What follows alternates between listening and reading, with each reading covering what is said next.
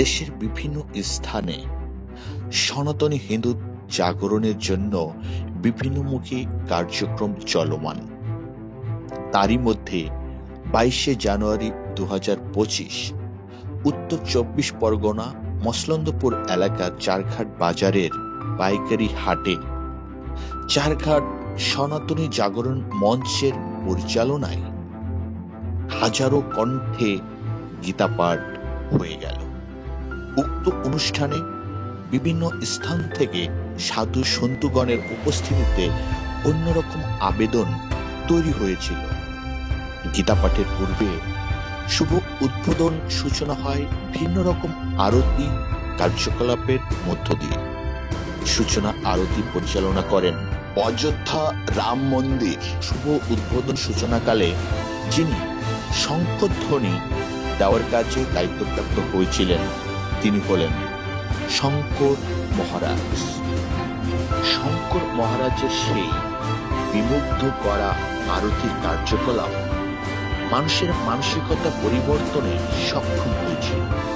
সেই আরতির কার্যকলাপগুলো চলুন দর্শকবৃন্দ আমরা দেখে আসি। বাস্তব সত্যকে দেখার জন্য আরেকটু এলাকায় ঘিরে ধরবেন না, সামনে দিয়ে সরে যান, সামনে দিয়ে সরে যান।